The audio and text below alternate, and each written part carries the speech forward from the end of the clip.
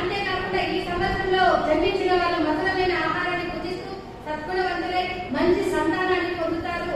అదేవిధంగా వాత్సల్యత, సమన్వయం, ఉదార స్వభావం, ఉత్తమ నడవడిక, సహనము, ఓర్పు ఇవన్నీ కూడా మంచిగా ఉంటాయి ఈ విశ్వావసునామ సంవత్సరంలో.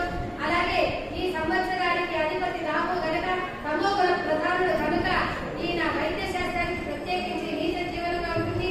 జూదం ఆడుట, విదేశం ధ్యానం చేయట ఇవన్నీ కూడా చాలా అంటే రాహు ఎప్పుడైనా కూడా ఉన్నటువంటి పని ఎత్తేస్తాడు, ఢమాలని పడేస్తాడు. కనుక ఈ రాహు ఎప్పుడు కూడా స్పీడ్ అన్నమాట, స్పీడ్ స్పీడ్ స్పీడ్ చేసేస్తాడు రాహు, పటక్కుని పడేస్తాడు. కావున జాగ్రత్తగా అందరూ కూడా ఉంటూ ఉండాలి.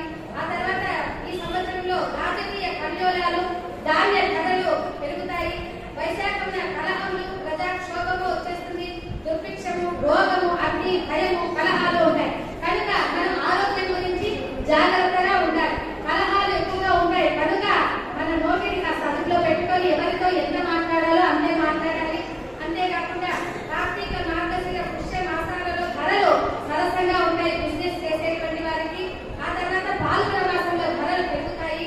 ప్రపంచంలో యుద్ధ వాతావరణానికి ఉంటారు, అందరూ కూడా సన్నుద్ధులు అవుతూ ఉంటారు. ప్రజలకు శస్త్రాల వల్ల భయం చేకూరుతూ ఉంటుంది. కనుక వర్షలగ్నం, జగలగ్నం అని మనం పరిశీలిస్తే వర్షలగ్నానికి అధిపతి రవి కనుక అష్టమ స్థానముందు జనలగ్నవతి లగ్నవతి ఉండడం వల్ల ఈ లగ్నాధిపతి శుభగ్రహమందు లేదా శుభగ్రహాలతో కూడిక ఉన్నందువల్ల ప్రజలకు ఆరోగ్యము, సాధారణ జీవన పరిస్థితి ప్రభావితం అవుతూ ఉంటుంది. అలాగే రాజకీయ పరిస్థితుల్లో ఏ విధంగా రాజీ పడే వాళ్ళు ఉన్నారన్నమాట. అనవసరంగా ఎవరు కూడా అధికారులు ఖర్చు పెట్టారనమాట. అంటే